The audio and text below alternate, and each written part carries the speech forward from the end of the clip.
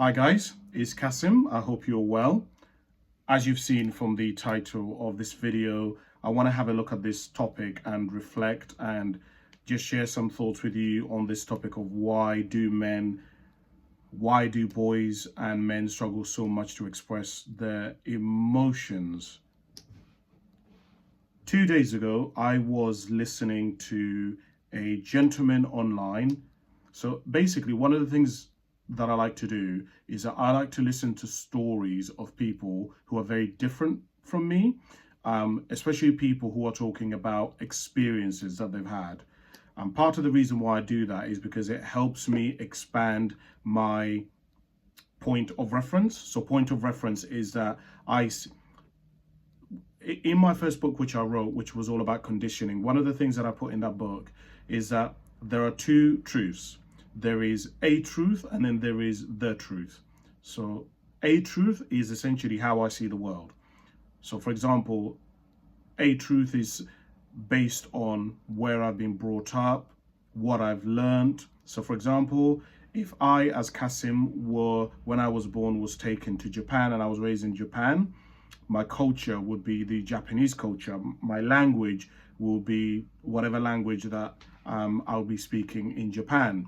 The typical types of food that I would like or that I would lean towards will be typically Japanese food. That, of course, there is exceptions, but we're talking on a general rule. The worldview, the faith positions that I would come from, many of them would be informed by the Japanese culture. In the same way, if I was taken and I was brought up in Egypt when I was born from Uganda, or I was brought up in England, my point of reference or the way in which I view the world, or the prism, or the mirror in which I view the world will be very much determined by the social, economic, and relational influences that I've been surrounded by. So that's a truth. A truth is, of course, subjective, yeah? So for example, what you believe to be the truth will be different to what I believe to be the truth. What religion I believe to be the right religion will be different from what religion you believe to be the right religion, and that kind of thing. The truth is a principle. It is universal. It is you cannot argue with it, yeah? So for example, the truth is something like gravity. It's all very nice you saying that you do not believe in gravity, but if you go on top of a building and you jump off it, you're never going to go up. It doesn't matter whether you're in Africa, it doesn't matter if you're in Malaysia, in Mongolia, it doesn't matter whether you're a man, you're a woman, you're old, you're young, it doesn't matter when you do this. If you go on top of if you go on top of a building, you jump off it, you're always going to go down, not up. So that. And so part of the reason why I like to listen to other people's experiences and stories is so that it expands my perception of what it is that I think I know is the truth. Because my observation has been that many of us as human beings, our position, particularly in terms of the way in which we view other people and the dynamics that we observe of people, and the way in which we move through the world, is to sit in a black and white, or what Dr. Quarrel Drake in her book Mindset classified as a fixed mindset. That black and white thinking is them or us. I'm either right and you're wrong. But actually, so much of life is based on nuance. So that's part of the reason why I like to do that. And I was listening to this guy, and in his talk, he said something that struck me. He said, I was looked at, but I wasn't seen. And he was talking about his experience of going to the gym, having a really good body, being a particularly attractive person. And what he was trying to say is that in spite of the fact that he's got these good looks, because he observes and notices that boys, women, men, everyone looks at him and people comment and compliment him on how he looks and his body, but very few people actually ever ask him about his internal world, about his story, about what he believes, about what his values are, about what he stands for, about what he wants, about what he needs. No one really ever asks him. And it got me thinking about this topic. I know we're already 5 minutes into this, but I wanted to explain the other bit. So I've been trying to reflect on why it is that men struggle to express their emotions. And I think part of it is, I wrote down some things here. And one of them that I wrote down here is cultural expectations. We grew up in a world, whether you like it or not, which is indeed, it's informed not just by what our natural leanings as human beings and our genetic dispositions, but also in terms of what we're exposed to. That's part of the reason why I shared that story with you, because we don't live, unfortunately, human beings are social animals, right? We don't live by ourselves. Consequently, what that means is that we have a very strong desire and need to belong, to feel accepted, to feel like we are useful, to have a place in the wider context of the society or the culture or the group in which we occupy. And that starts from a young age. And I think society, it's interesting. I've been writing a book about why boys and men don't come to therapy. And one of the bits that I wrote in it is that it's all very well asking boys and men to speak about their emotions and wanting them to have flexibility in terms of their emotional range, but somebody has to build the bridges, somebody has to work on oil rigs, somebody has to deal with feces, somebody has to do construction, somebody has to work on motorways, somebody has to be on a construction site and build these incredible towers that we all have. And in me saying that, what I was trying to articulate is, it's one thing to say and have an ideal that we want men to be able to not only be externally successful and manifest out into the world their choices, their leanings, and who they want to be, and have autonomy and choice and have leadership. But it's also another thing to also need people to allow function in societies and the group in which they occupy to be able to continue going. Because what I believe, and this is just an opinion, this is not a fact, is that not all men, I do not believe, can just be who they want to be.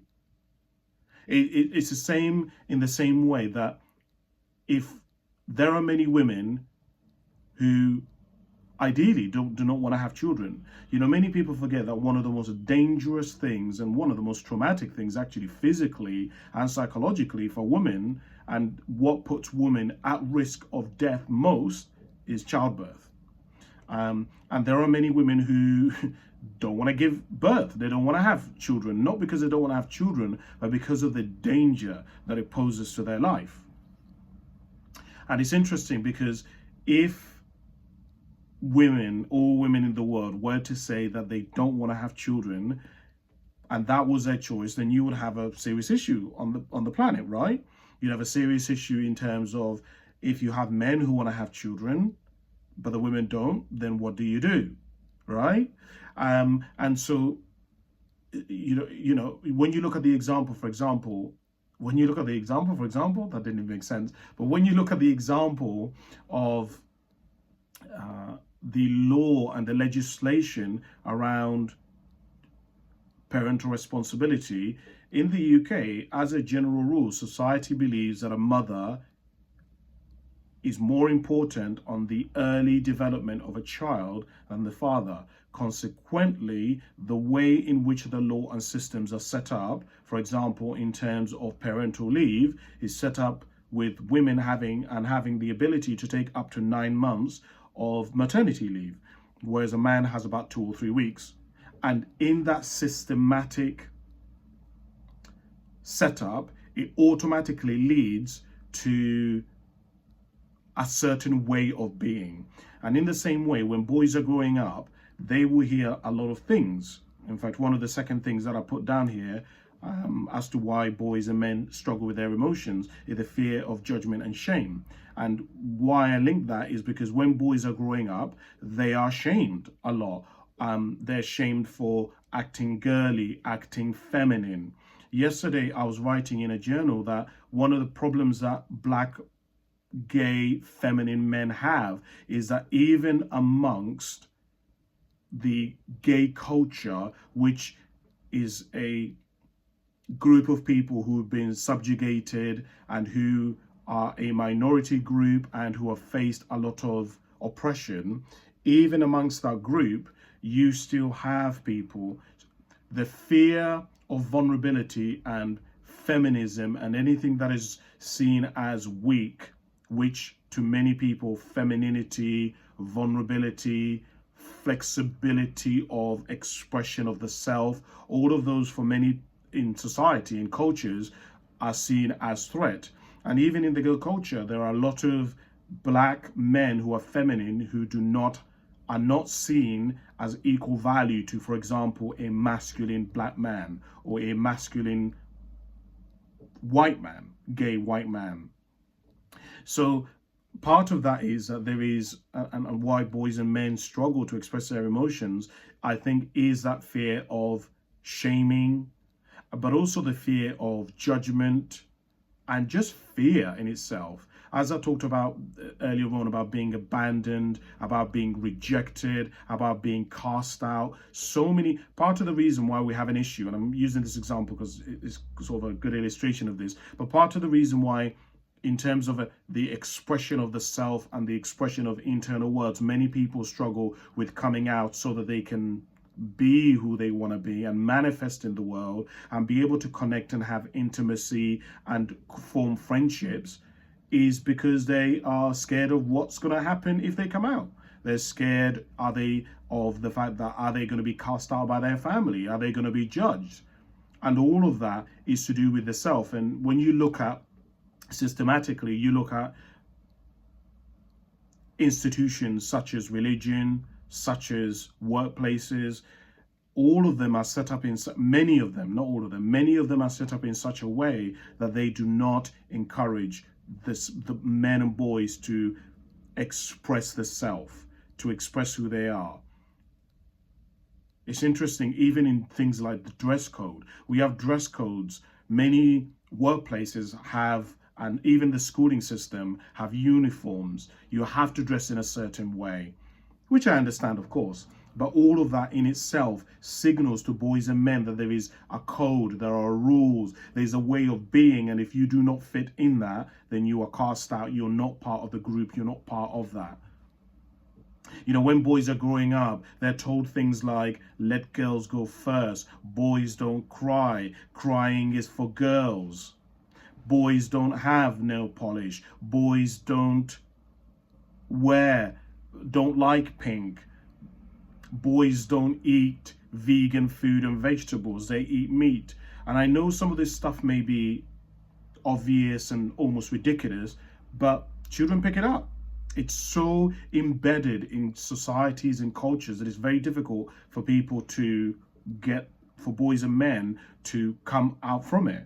You know, I go to a lot of schools and I do assemblies and I do workshops, and I cannot tell you, I go to primary schools, and even already at primary school, and I'm talking year sixes now, they already have a belief system about the fact that they cannot talk about their emotions and they cannot express who they are. And this manifests itself in anger, in rage, in repression, in, you know, that being of, it causes so much resentment, that feeling of not being able to express or have any internal flexibility. You know, I think that is really, in my opinion, the optimal position that you want to be. You want to be able to have a flexibility internally so that you can explore maybe spirituality, your emotional range, so that, yes, if your dog dies or a sibling has a new child, or you start a new business, or somebody leaves your workplace, you want to be able to grieve. You want to be able to sit in gratitude. You want to be able to mourn that. You want to be able to go through a transition of loss. But at the same time, when something wonderful happens, you want to be able to sit in joy. Maybe it's starting a business, maybe it's finishing a course, maybe it's falling in love. And you want to be able to sit in that. You want to be able to sit in gratitude. You want to be able to sit in intimacy. So much of the problems that I see in boys and men is around that fear and that shame of being able to connect and have intimacy and be able to trust people. The amount of boys and men who I hear say things to me like, you can't trust anyone, you can't depend on anyone. All of that is at the corner of it, at the center of it, and at the foundation of it is around fear, right? It's around insecurity, which means that a lot of boys are brought up in such an emotional environment that they do not feel that they're secure, or they are living and occupying spaces and environments that make them feel that if they express the self or they express how they feel, that they are not going to have security in being not judged, in being accepted, in people having empathy and sympathy for them. And the other thing that makes it more complicated is that because of the way boys are brought up, many boys don't want to sit in victimhood. They don't want to sit in a position where they feel weak. Victimhood can be seen. People forget that being a victim as a woman has some advantages. You have empathy. You have people protect you. You have people gather around you and support you, and go out to their way to help you, to defend you and protect you. But for many boys, vulnerability is seen as a weakness. It is seen as you did something wrong. You started something. You are the one who instigated it. It's very difficult. When I used to work in schools, it was very difficult for people to see boys as victims. If a boy and a girl got into an argument, and the boy got angry at the girl, or the girl started it, the boy was, you should have walked, they would say to the boy, you should have walked away. You should have not said anything back. Even the expression of raising your voice in itself, you're not allowed to do as a boy in society, because it is seen as aggressive. It is seen as a misappropriation of that aspect of that emotion of, anger. Remember, people forget that anger is supposed to be a defense mechanism. It's supposed to protect you. And a lot of boys are not allowed to show that. So that's one of the things that I would say. But also, and I've already talked about this a lot, which is the third thing that I wrote down here, which is the emotional language. I think a lot of boys and men don't have the emotional range and language that they need in order to express who they are. I think in therapy and in life, when I speak to a lot of boys, let's use therapy. When I'm in therapy and I speak to clients and I speak to boys and men, one of the first things usually I say to them is, what's your story? How did you get here?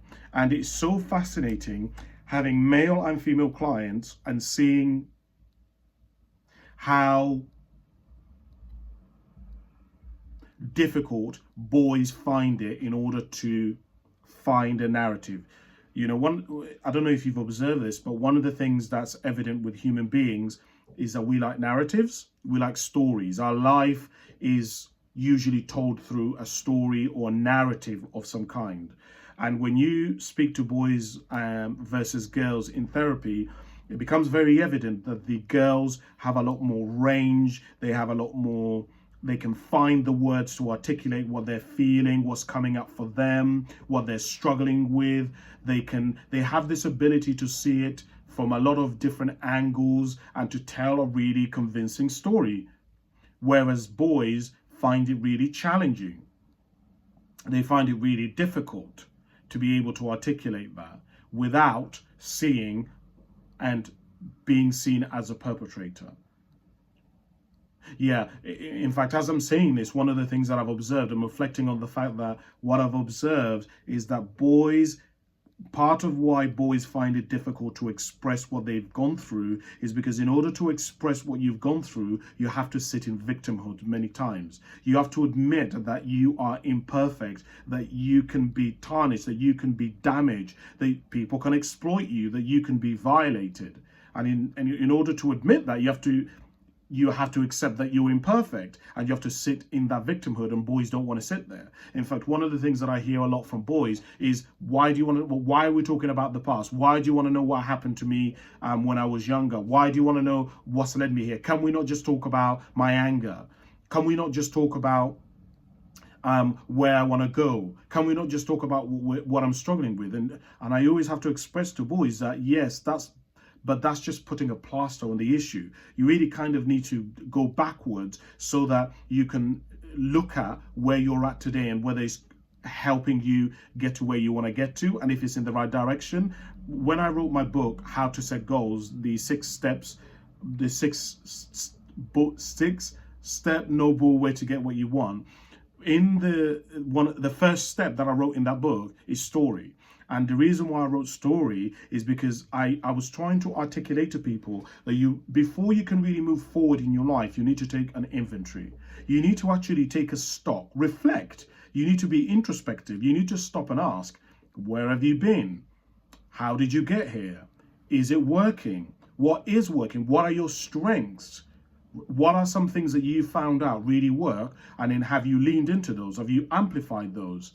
Have you doubled down on those? What are the things in which you are struggling with? And then, can you improve those? Because if you can't improve those, let me explain something. I remember many years ago, I was listening to a man called John Maxwell. John Maxwell wrote a book. I can't remember the book, but he said that in areas of gifting or areas of natural leaning, if you go, you're naturally going to be quite high up. So if there's a scale of 0 to 10, and 10 is like exceptional, it is the peak of your potential in an area. If in natural areas of your leaning, you're naturally going to be about a 6 or a 7. And he said, if you can take yourself from a 6 to an 8 or a 9, then it means you're world class. You're exceptional. But he said, in areas that you're not naturally strong, you're probably going to be a 2 or 3 or 4. To get yourself from a 2 to an 8 in an area that you're not strong is almost impossible. And so he said, in areas which you're naturally leaned in and are of your natural leaning, double down on them. And the areas in which you're not your natural leaning, do your best to improve them, but then get people to help you with those areas. And so in order to get people to help you, you're going to have to admit that you're not perfect, that you can make mistakes, that you don't have the answers to everything. And again, that means sitting in victimhood. That means that you're going to have to ask for help. That means that, for example, if you went through something and you do not have the language, you might have to read poetry. You might have to listen to songs. You might have to watch movies. You might have to go and speak to a therapist. And a lot of boys don't want to go and speak to a therapist. They don't want somebody tampering with their mind. They don't want somebody sitting there and judging them. Again, all of these things put the male in a position where they can be seen as a victim, they can be seen as vulnerable, or they can feel certainly in that internally like they're vulnerable or they're weak. But actually, it's not weak, it's a strength. Asking for help. No one can do everything, know everything. No one can do that. Asking for help is what allows us to be able to work cohesively and connect intimacy and connection and security. Yes, and I'm realistic, it does mean that you're more weak. It does mean people can exploit you, violate you, etc., etc., etc. The last thing that I wrote down here is trauma and conditioning. I think one of the things that make it really difficult for boys and men to explore what's going on for them and to explain is really, it can be summarized by something that clients, boys in particular, always say to me before they say anything about their family. So inevitably, when I ask boys to tell me about their story, at some point, one of the safeguarding things that I have to check, in terms of trying to develop a safety plan with somebody who's quite who's high risk, is I try to establish who's their support system, who are they around, who's supporting them. Inevitably, we'll get to their family. And I'll ask the client, like, oh, tell me a little bit about your family. Like, where did you grow up? Who do you live with? What was your relationship with your dad, your mum like? And inevitably, boys will say this. They will say something on the lines of, I'm gonna tell you about my mom. I'm gonna tell you about my dad, but I just want to let you know they're amazing. I love them. And I had always wondered, why do boys keep doing that? Why do they have to give me a caveat? Why do they have to tell me that they love? Can't they just tell me whatever it is that they want to tell me? And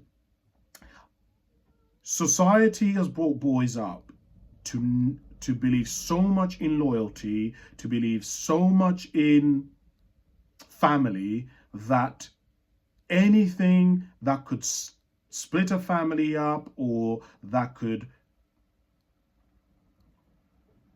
make somebody abandon them is seen as a threat and something to avoid. It's interesting when you start looking at things like bipolar disorder, or you look at narcissistic personality disorder, those two particular conditions, and in fact, if you look at any of the cluster C, I'm now talking about the DSM-5, the Diagnostic Systematic Manual, which is what psychiatrists use in order to diagnose mental health disorders. There is 3 different clusters, cluster A, B, and C. In cluster C, many of those are things like OCD, things like dependence, things like dependence disorder, I think, things like obsessive compulsive disorder, if I remember correctly. Don't quote me on that, just look it up yourself. And what's really interesting is much of those, if you look at the core of those particular disorders, one of the central themes is abandonment. And that inability to not want to be abandoned and to have control. And if you look at many people who are bipolar present, one of the features is that they have a high risk of self-harm and suicidal thoughts. And that tendency to want to destroy the self, and if you look at self-harm and you look at why people self-harm, one of the reasons is because they feel like their life is out of control and they can't express how they feel and they have to numb themselves, or the only way that they can feel is to either cut themselves, burn their hair, or something on those lines. And I think all of it is to do with trauma. And what's really interesting is that when I work with clients in therapy, many clients will say things, I'll say, so you're saying to me that a 32-year-old woman had sex with you when you were 14. And to them, it's like, yeah, but it was amazing. But I'm like, that's rape. The technical word that you use is rape. That's what happened to you, because no child under the age of 18 can consent to sex, boy or girl. It just, legally, they cannot. And from a developmental perspective, your body hasn't developed. Your body hasn't, you're a kid, right? Your body doesn't know the difference between, yeah, but they're 32 and it's a fantasy, and the fact that they've been violated.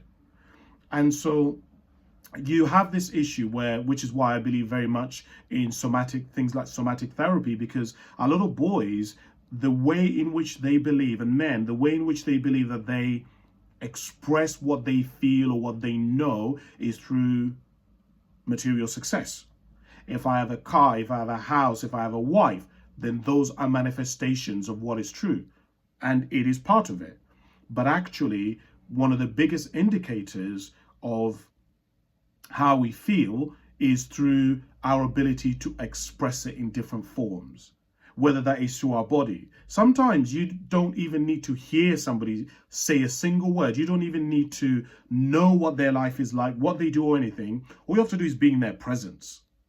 All you have to do is be around them, and very quickly it will become very clear, this person has a lot of rage. This person has a lot of resentment. You haven't even said anything to them. You can just feel their vibe. You can feel their energy around them.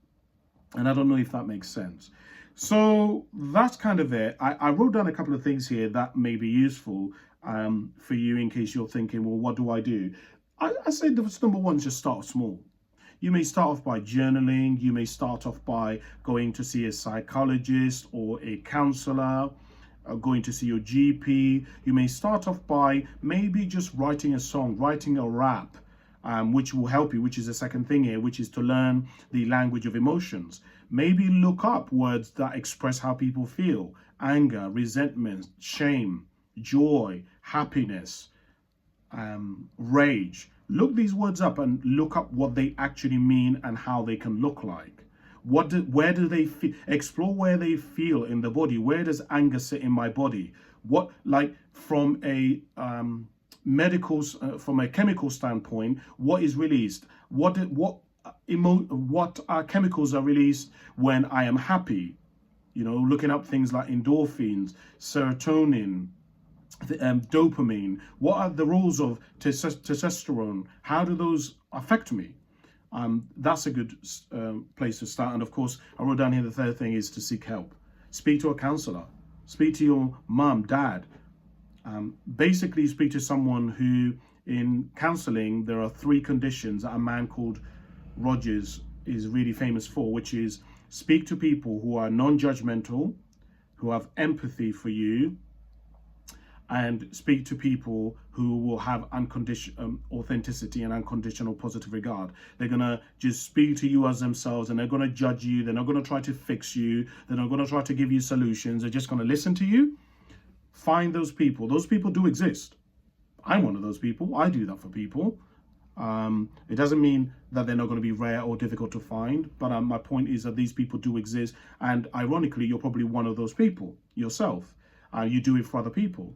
So if you can find other people who can do the same for you, it can really be really useful.